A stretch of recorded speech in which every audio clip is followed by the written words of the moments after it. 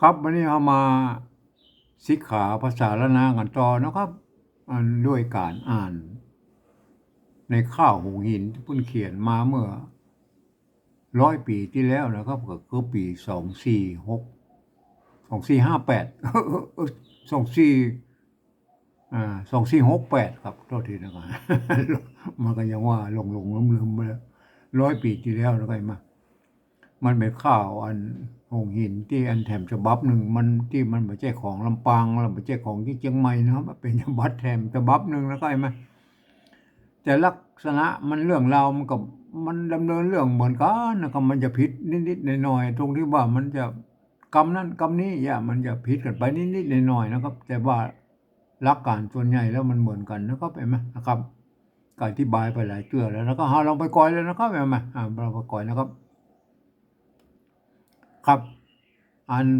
เดิมทีก็มาถึงนี่แล้วก็มาถึงก่อนเลยนายเฮยจบอันจบอัน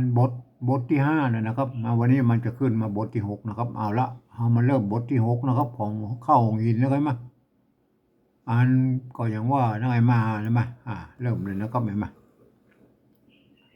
เริ่มเลยนะโทษทีขยับนะอ่า ละละเนี่ยตัวตะเมื่อกี้ละตินะครับตัวเนี้ยหางเนี้ยละติญาละติญานะครับกันอันนี้กันกานะครับกันกาล่วงละติญากันกาล่วงอย่างครับเอาไปก่อนแล้วครับกันกาล่วงกันกาล่วง การกาล่วงให้มันนี่ป้นจะเขียนเป็นนั่นมันเขียนผิดพวกก็เลยขีดไว้นะแสดงว่าป้นมาเอาตัวนี้การกาล่วงป้นนะครับมันตายวรรคที่2นี่มันจะลงด้วยเสียงตีแล้วก็เห็นไหมตีสั้นอะไรตียาวเลยล่วงป้นนะครับเห็นไหมตาวันออกป้นนี่ปอตัวปะป้อมนะครับไม่โกงนะครับไม่สัตว์ตัวหางหน้าใช่ไหมหางหน้าตะวันออกป้นสุเมธนะครับเห็นไหมมันสะกดด้วยตัวตะใช่ไหมมันไม่ใช่สุเมธนะสุเมธอันนี้อ่านเข้าขอนมันต้องเป็นเขาขอนนะครับสุสุเมธเขาขอนนะครับโอเคนะครับอันอันนี้อันตัวขาไม่กาไม่สัตว์ฆ่าตัวสะไม่สัตว์ตัวตะฆ่าสัตว์ก็ฆ่าสัตว์นั่นนะฆ่าสัตว์หรือฆ่าสัตว์ฆ่าสัตว์นั่นนะกะสัตว์มาถ้าเป็นไทยกระสัตว์ฆ่าสัตว์นอฟ้าฆ่าสัตว์นอฟ้าฆ่าสัตว์นอฟ้าก็นะครับนี่ตัวกะอันพูดเขียนเป็นก้อนะครับแต่เวลาจริงๆแล้วในข้าวในกระโหลงแล้วพูดอ่านเป็นกอนะครับก็ก็บดแล้วก็บดเห็นไหมบดหรือปดก็ได้นะครับก็ปดท่าจอนปดท่าจอนกับบดท่าถ้าเป็นไทยก็บทท่าจรบทท่าจรอ่าเข้าอันนี้เข้าละเข้าสู่นครอันนี้ตรงตัวเลยนะนครเลยไหมบางที่พวกเขียนเป็นนครนะครับบางที่เป็นกันนครโอเคนะครับคำนี้พวกเขียนเป็นนครนะครับเข้าสู่นครปาลามิ่งปาลามิ่งมิ่งใช่ไหมมันมีมาย่อเติมเข้าไปเนอะอ่านมิงมาปาลามิ่งห้องอันนี้มันมีไม้ขอจ้างอะไรไหมไม้ขอจ้างก็คือไม้ซัดนะครับแล้วก็ไม้เยาะใส่ลงไปฮะเป็นไม้ขอจ้างแล้วโอเคนะอันนี้ที่มาของไม้ขอจ้างนะครับปารามิ่งห้องนะครับมา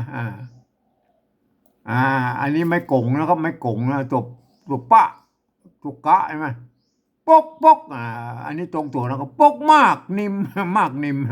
ความจริงมันต้องเป็นมากนิ่มนะครับมันใจตัวมะก็อ่านเป็นมากนะมั้ยค ความจริงมันเป็นมากมันนิมนะเจ็บปกมากนิมคำนะปกมากมากนิมคำมากนิมคำนะครับอ่าตัวที่นะตัวท่านะครับตัวท่าที่ความจริงมันต้องอ่านเป็นตี้นะครับเพิ่นอ่านเขียนเป็นที่มีใจมันเป็นไทยอะที่ไหนเอาเป็นเมืองเนาะที่มีใจคล่องเอาเป็นเมืองหน่อยที่มีใจคล่องนะครับอันนี้ตัวไม่ไก่ตัวข้าไข่อ่านไข่อ่านไข่นะครับไข่ก็ได้นะเนี่ยไข่ก็ได้นะเนี่ยมันต้องไปใส่อย่างไหมไข่นะครับไข่อย่างโอเคนะครับต่อไปเป็นบรรทัดนะครับโทษทีนะครับเลื่อนหน่อยให้ไปจนอันนี้ตรงตัวนะครับจนลองตรงตัวนะครับอันนี้พ่นขีดอย่างนี้พ่นให้เบาละเห็นไหมอันนี้ตัวตะอ่าตออ่าตออันนี้ตัวตะไม่กาไม่รู้ตอตามันน่าจะเป็นตอตานะครับเป็นตอเป็นต่อตามันต่อตามันเป็นยังไงมันถ้าจะเป็นสำเนียงของตั้งแต่ลือตะยองมันก็ต่อตานะครับเอาเป็นอันสำเนียงของตะยอนนะครับต่อตานะไปจนลองต่อตานะครับเห็นไหมฮะไปนะครับไปไปอันนี้อันป่นมีใส่ไม่ซัดแอลเป็นแอลนะครับแอลไปแอลถามมันแอลถามมันใจมันต้องแอลถามนะไปแอลถามนะครับไอ้ถามไปแอลถามหานะครับไปแอลถามหาลูกอันนี้ความจริงมันต้องใส่อันนั้นข้างบนนี่ก็ได้นะครับมาลูกมันเป็นลูกเห็นไหมลูกหรือลูกพวกบันเทิงกันนะก็จะไม่กูนะเห็นไหมลูกพระเจ้านะลูกพระเจ้าฟ้าเห็นไหมมันมีไม่อันไม่เหาะไม่ขอจ้างคืออ่านไป3เสียงนะฟ้าเจ้าฟ้านะครับอันนี้ตัวหางมะนะครับไม่กุเนี่ยบนเนี่ยตามตามที่ใกล้ตามที่นั่นแหละตามที่ใกล้ริมวังก็หิมวังนะครับตามที่ใกล้หิมวังนะครับเอาเป็นเมืองหน่อยอันเด็กเด็กเห็นไหมตัวดะไม่เกตัวดะตัวกะเห็นไหมอ่านว่าเด็กเห็นไหมถ้าเอาถึงปัจจุบันนี้ถ้าอ่านสะกดไปตามมันอาคละวิธีนะครับก็เด็กนะครับจะให้มันเป็นเด็กจะต้องใส่ไม่ซัดนะครับเป็นเด็กหรือไม่กะนะครับเป็นเด็กนะมันเป็นเด็กมันไปออกเสียงจัตวานะครับมาเด็กใช่ไหมเด็กอันนี้เนี่ยตัวป้าไม่กงมันเป็นไม่กัวปัวไม่มีไม่กะเป็นปัวนะครับปัวเด็กปัวใจปัวใจหรืออันพวกใจมันน่าจะเป็นพวกนะครับไหมเด็กพวกใจนะครับมันเขียนเป็นพวกใจไหมเฮาชำระไปหน่อยก็คือเด็กพวกใจเด็กพวกนั้นน่ะพวกหมู่นั้นไหนไหมอ่าเข้าเขาอ่าเข้าเข้าอันนี้อ่านตัวไม่กันย่อนไม่ชัดอันนี้อ่านเป็นออกนะให้มาออกเนี่ยเข้าออกหรือเขาออกเขาออกมาเขาออกมาเขาออกมานะครับเนี่ยออกนี่เขียนอย่างนี้นะครับเห็นไหมโบราณเมื่อเขียนตัวเองนะครับมันต้องมีไม่กะนะครับเห็นไหมไม่ได้เอาอันอย่างกะปุญญาตมาซักซุกก็ไปใส่เลยมันต้องมีนะก็เขียนตัวเองก็ออกนะครับเขาออกมาหันนะครับมาหันปากันปากันอย่างรีบปากัน ฮีบนะครับฮีบอู้เป็นเมืองหน่อยฮีบมันรีบนะมันออกไปทางไกลอ่าฮีบนะครับฮีบฮีบยังอืมเลื่อนนั่นนะครับเลื่อนโวยกับอะไรมันจะเลื่อนละฮีบฮีบยันแล้วก็ฮีบยันใช่ไหมตัวยะนะครับไปไปทุนไปทุนนะครับไปทูนนั่นแหละเห็นไหมไปทุนไปทุนบอกใช่ไหมอันนี้ตัวบ้าใช่ไหมไม่อะกันย้อนไม่ชัดพวกอ่านบอกแล้วนะครับมันต้องมีอันอะไรอย่างกับปุญญาปุญเยอะแล้วเพิ่นตัวอีกก็บอกแล้วนะครับแม่ไม้ชัดตะบนนี่เป็นไม้กักนะครับแจนตัวกะสะกดอยู่ทางข้างๆนี่นะ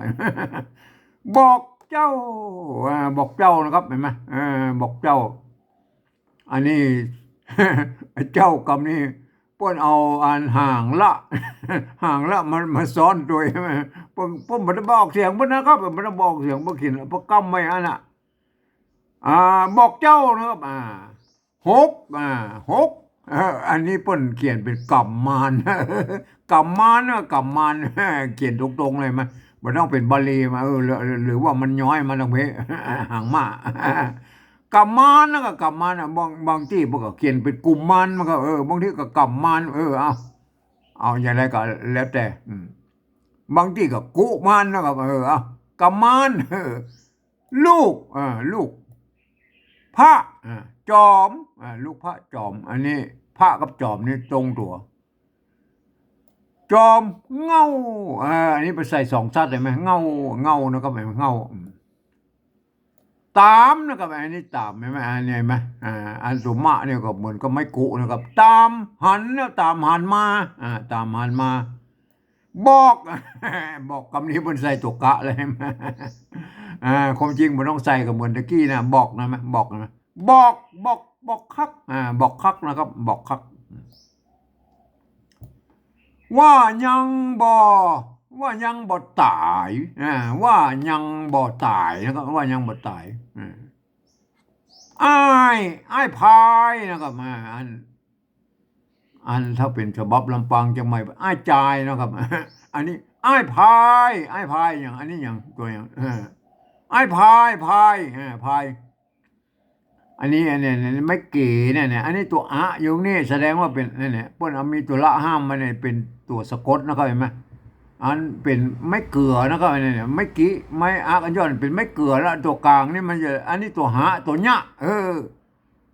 ตัวหะจะหางหยะมันก็เป็นตัวหยะนะครับไอ้พายเหยื่อยอตัวยอเหยื่อยักษ์เหยื่อยักษ์นะครับเห็นไหมเหยื่อยักษ์มันมีเม็ดเป็นเหยื่อมันมีก็เหยื่อแล้วก็เหยื่อยักษ์นะครับเหยื่อยักษ์โอเคนะครับยังนะครับยังอันนี้ยังยักษ์ยังปิกอันนี้ตรงตัวปอกอันนี้ความจริงปอกนี่มันต้องไปใส่อันตัวกะนี่ก็แล้วก็ปอกแล้วนะครับหรือใส่ตัวกะก็ไม่ต้องไปใส่ไม่ใช่เลยปอกนะครับปอกนะปิกปอกนะปิกปอกเอาละต่อไปปิกปอกแล้วนะครับ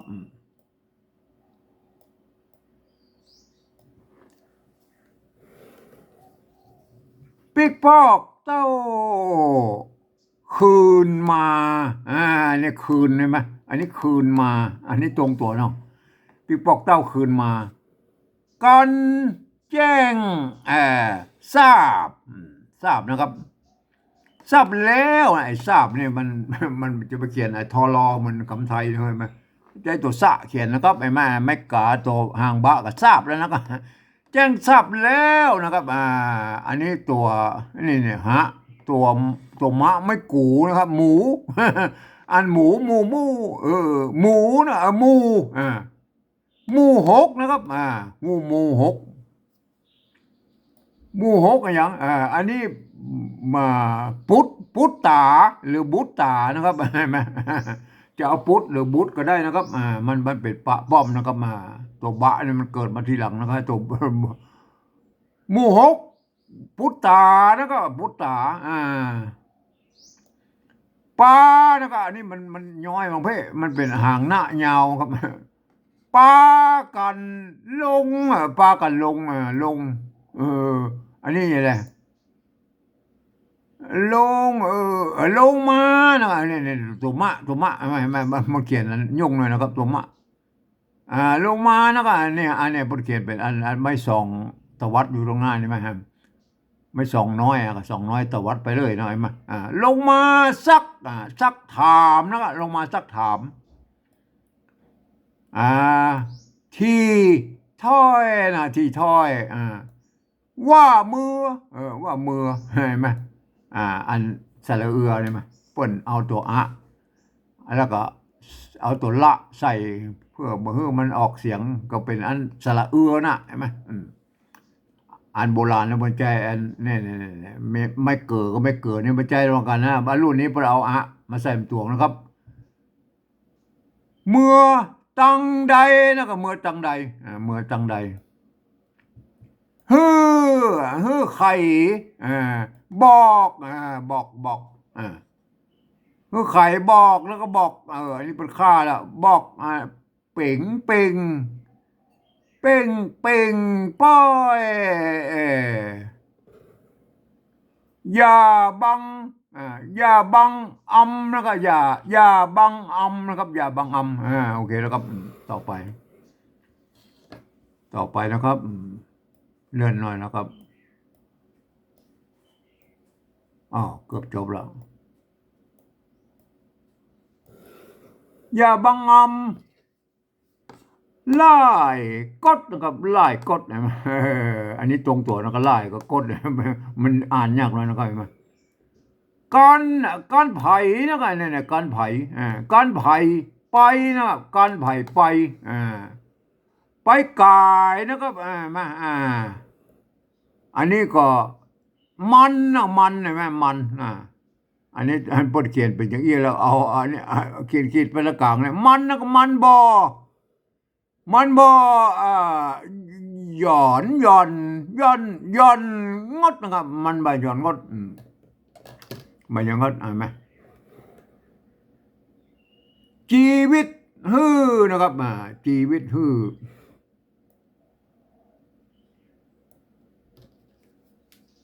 ชีวิตฮือสักคนนะครับสักคนโอเคนะครับ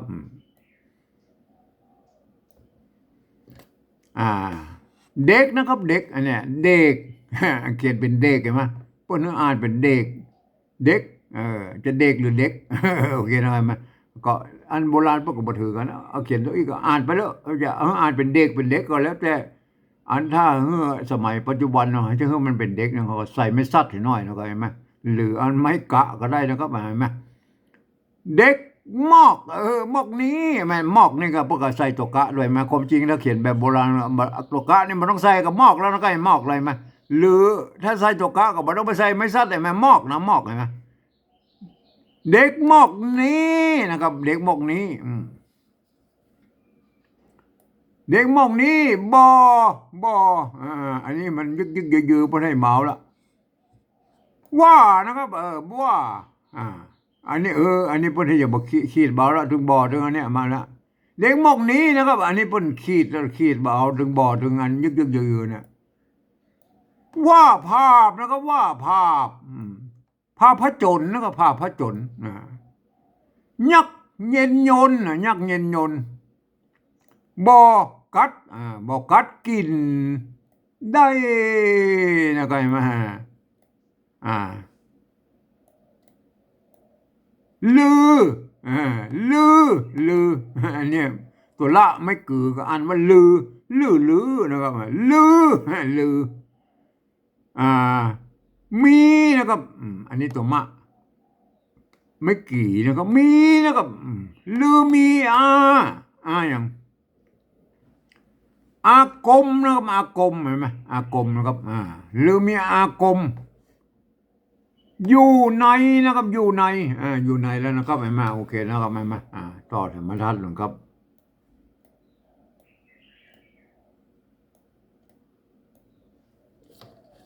อยู่ในนะครับอยู่ใน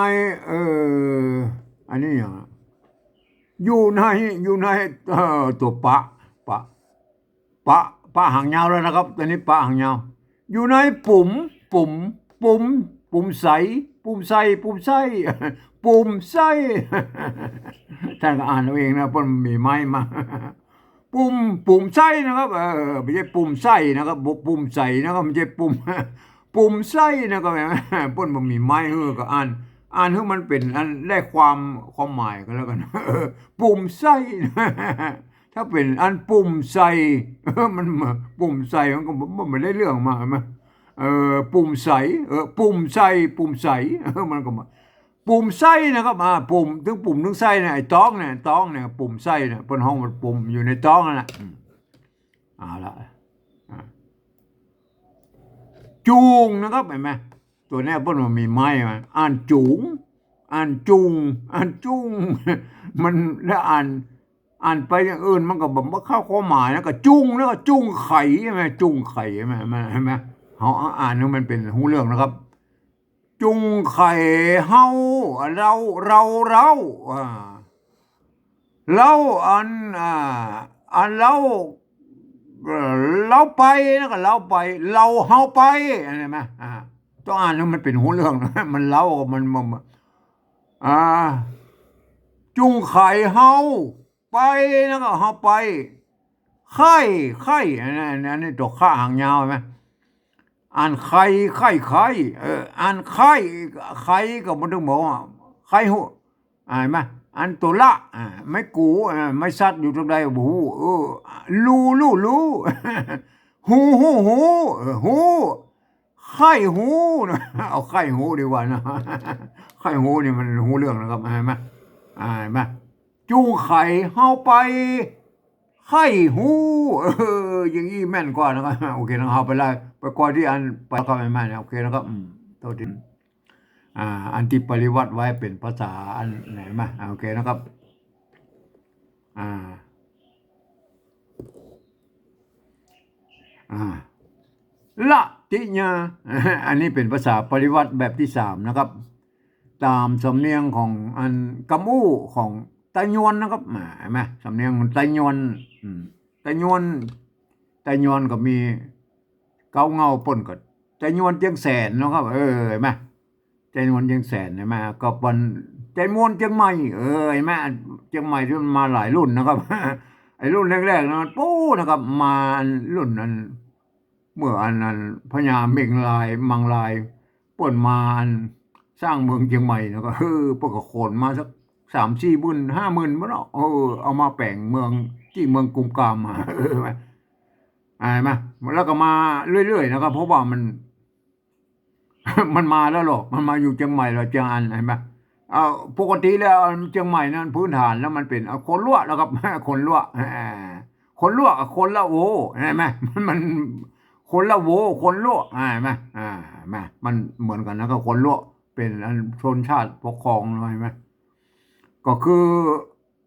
ไปแผ่วเจียงแสนมันก็มีคนลวกนะครับเห็นไหมก็คือคนลวกอันผสมกับอันราชาลวกกับอันผสมก็อันพญาเมงรายเนี่ยพญาเมงรายเนี่ยเป็นลูกคนลวกกับอันลูกลวกกับอันลูกอันแม่เป็นอันไตใหญ่นะครับไตใหญ่นะครับเห็นไหมลวกกับไตใหญ่มากลายเป็นก็มาสุนอานกับไตยวนเนี่ยมาไตยวนเจียงแสนนะเจียงแสนนะปลามาอยู่ที่อันเชียงใหม่นะครับมารุ่น200 กว่าปีมาแล้วเห็นไหมเปิ้นก็เอาอันรุ่นเนี่ยรุ่นนี้เปิ้นก็เอาไปปุ๊บเอาไปล่องใต้บนกรุงอันพญาไอ้กษัตริย์ศึกมหากษัตริย์ศึกไอ้มาเปิ้นก็เอาเลาะไปล่องใต้ไปปุ๊บไปอยู่อันเอาคนไปอยู่กับญาติยายไปอยู่ตั้งแต่ลำปางไปเรื่อยแล้วก็ญาติยายไปแล้วปู้เนอะไปถึงอันสระบุรีเสาให้นะก็เห็นไหมแล้วก็ก่อนจะเสาให้มันมีอันตรงนั้นนี่ไงอันเมืองอย่างนั้นมาสีคิ้วนะครับสีคิ้วก็มีนะไงมายอดกันไปสีคิ้วยอดกันไปที่อันเสาให้เนี่ยอยู่เป็นกลุ่มไปปุ้นไปสุดท้ายก็ไปอยู่อันคูบัวราชบุรีนะอันนี้คืออันเจ้าไตยวนนะครับเห็นไหมอันตึงเสาให้ตึงคูบัวราชบุรีตึงอันสีคิ้วเนี่ยป้นยังรักษา ภาษาเพิ่นไว้อยู่นะครับไปเจอลองไปพอแล้วไงมาเอาละอันนี้คือสำเนียงไตยอนนะครับละทิญากันกากันกาล่วงโป้นอัน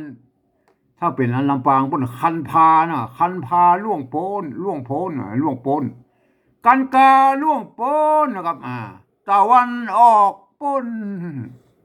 สุเมธเข้าขอน อันนี้มันเป็นแบบฉบับหนึ่งนะครับมันไม่ใช่ของลำปางไม่ใช่ของอันเชียงใหม่นะก็เห็นไหมฆ่าสัตว์นอฟ้าถ้าเป็นลำปางมันฆ่าสัตว์นะฆ่าสัตว์นอฟ้าอันนี้ฆ่าสัตว์นอฟ้าก็ปดทจร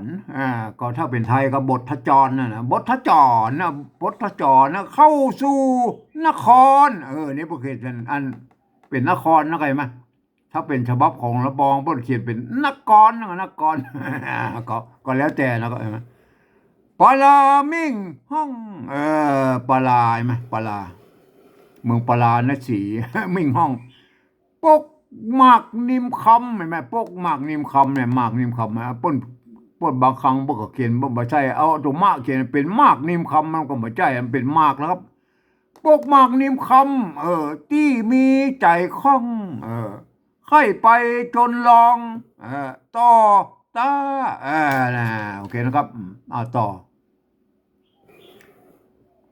ไปแล้วถามหาปิ๊กมาละอันกับมาน้อยปิ๊กมาลูกพระเจ้าฟ้าจะไปเล่นอันนั้นละ เล่นอันหมักบ้านนะตามที่ใกล้หิมบัง เข้าไปละเด็กพวกใจเนี่ยเด็กรับใจอันของหกกมานมาละอยู่แถวๆนั่นน่ะเขาออกมาหันเขาหันใส่อันกมานน้อยปิ๊กมาเลยปากันหีบยันฟังก็ไปหาอันหกกมานน่ะหกกุมารน่ะไปทูลบอกเจ้าไปทูลบอกเจ้านะครับ